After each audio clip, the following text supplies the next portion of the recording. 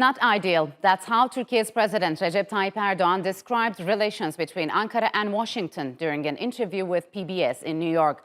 The major sticking points President Erdogan mentioned included disappointing trade numbers between the two countries, the stalled F-16 fighter jet deal, and the U.S.'s unbalanced support for Greece. During his visit to New York, President Erdogan met with U.S. Senators Coons and Lindsay, who has previously supported the Biden administration's decision to sell F-16 jets to Turkey.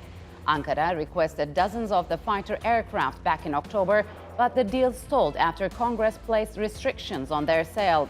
Shortly after arriving in the U.S. over the weekend, President Erdogan reiterated his expectations that Washington would cooperate with Ankara in its fight against terror groups like the YPG and FETÖ. The U.S. has supported and trained the YPG in Syria, which Turkish forces have been battling along their border. So will President Erdogan's U.S. visit help shore up some of these differences, and how will the two NATO allies work to address other challenges? To further discuss the major hurdles between Turkey and the U.S., joining me now from Liverpool is David Law. He is a senior research fellow at Leeds Beckett University. And Murat Yeşiltaş, he is the director of foreign policy research at the SETA Foundation, a security think tank based in Ankara. Gentlemen, welcome to Straight Talk. It's good to have you on the program. Murat, let me begin with you. Could you walk us through U.S.-Turkey relations since President Biden took office, and what shape do you think are relations in? I think when Biden administration came to power in 2000, the relationship between United States and Turkey was not good in terms of divergences between Turkey and United States. These are the strategic divergence. I think one of the important problem between two countries is about United States policies vis-a-vis Syria in general, and United States strategy towards PYD, which is listed as terrorist organization by Turkey because of its close connection with the PKK terrorist organization, which is also recognized as terrorist organization by United States. So this is, I think, the major problem between two countries, of course, and there was no progress, unfortunately, after Biden administration came to power, because Biden administration basically continued the United States policies in Syria. Mm-hmm. So on the other hand, there was also another problem between two countries, which actually started before Biden administration came to power, which is S-400, Turkey's yes. S-400 procurement from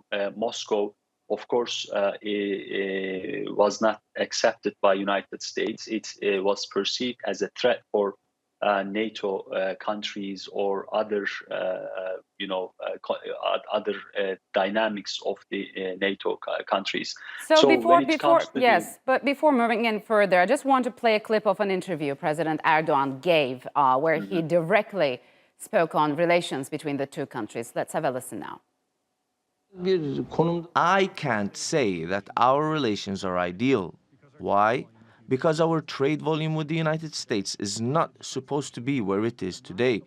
And in the defense industry, we are not at the level that we desire.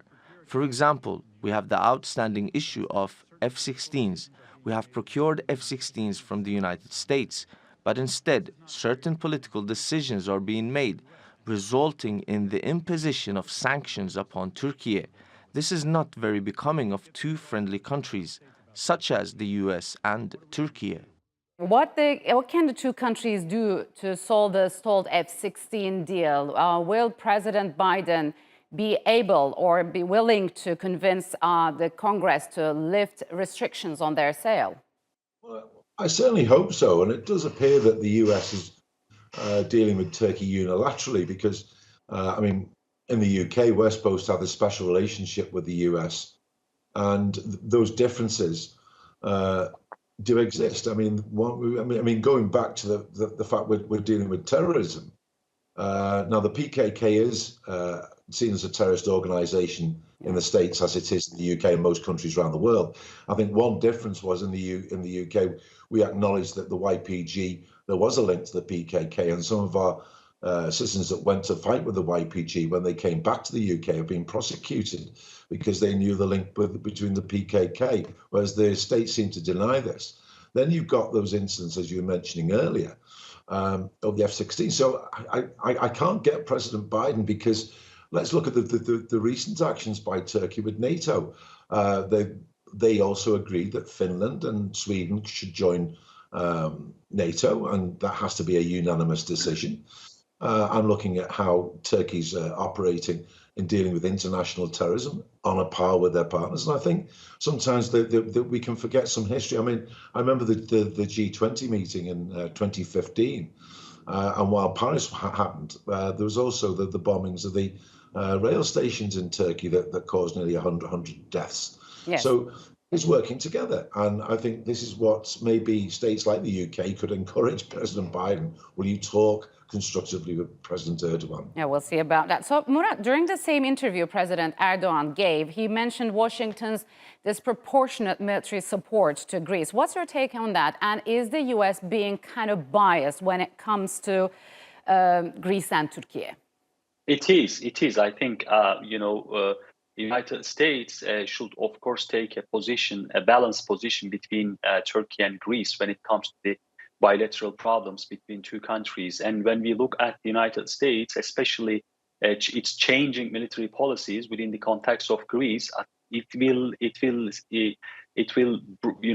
undermine the stability in the region, especially. And on the other hand, when we look at the recent decision which was taken by United States in terms of changing its arms sanction against the Cyprus, I think this is another historical moment for the bilateral relations between two countries, and it will give Turkey to take another military responsibility, especially in terms of supporting the Northern Cyprus Republic, Turkey's public, in supporting militarily. This is an important step for Turkey, and I think what United States is doing is not fit the allies' relations between two countries, rather than supporting militarily Greece against Turkey. If it is actually this is a policy, United States take a balanced position vis-a-vis two countries in terms of, or in order to stabilize the region and in order to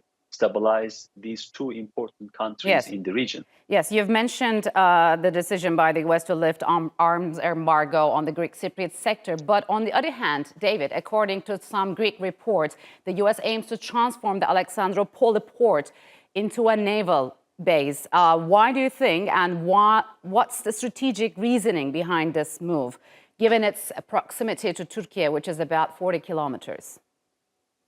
Yeah, and of course, this is a cause of concern. And I also agree that what is the aim here of trying to achieve this? Because, as I said, we're supposed to all be allies and working together. And it is, I think, if you're going to be looking at militarily and supplying arms and so on, it should be on a parity between Greece and between Turkey and not favour one from the other. Because there's a historical issue between Turkey and Greece, and it's been there for a long time. I mean, the Cyprus incident, I'm trying to do my maths very quickly, but we're talking over 40 years, nearly 50 years ago, that incident. So, we got to look at today and where we're going to move in the future. And I just can't see the benefit, and I'm speaking, from a European perspective here. What's the benefit of favouring one over the other? It just does not make political or military sense. So, Murat, in the meantime, U.S. Secretary of State Antony Blinken has hosted direct talks between the foreign ministers of Azerbaijan and Armenia in an effort what many call to fix the negative aftermath of U.S. House Speaker Nancy Pelosi's Armenia visit. What do you make of the U.S. involvement in Azerbaijan-Armenia conflict?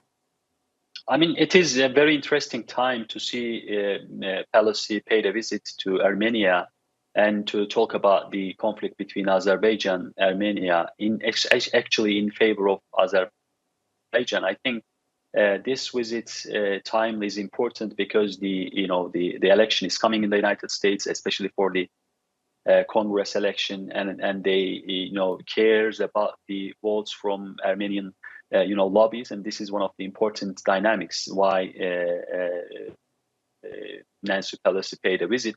On the other hand, I think United States could not play any vital role in the second Nagorno-Karabakh war in 2020, and now United States sees that Turkey is becoming an important player in the region, and from a geopolitical perspective, the United States is also wants to shape this local regional balance. I think this is the reason why United States is becoming eager to look at this war from a different perspective. So, David, would you agree with Murat, and has Pelosi's direct accusation of Azerbaijan and Turkey for the latest fighting between Yerevan and Baku been disruptive to the South Caucasus stability? And do you think she's trying to drive a wedge between the U.S., Azerbaijan, and Turkey? Yeah, I do agree. I think this is an important issue, and I think we're sort of, I hate saying it, but it does appear at times, and obviously with the conflict in the Ukraine, are we entering into another Cold War? And are the US sort of trying to minimize also any Russian influence in there? Obviously, any conflict, any state who wants to step into a conflict and try and negotiate peace, that's always going to be welcome. But it's one where there's, again, we're talking about long-standing grievances between states here. And it isn't just a unilateral response. I think we need a multilateral response, and maybe the likes of the United Nations start stepping in, not just the US, and not see itself as the world's peace broker unilaterally. All right, gentlemen, unfortunately, we'll have to leave it here. Thank you very much for joining me on Straight Talk.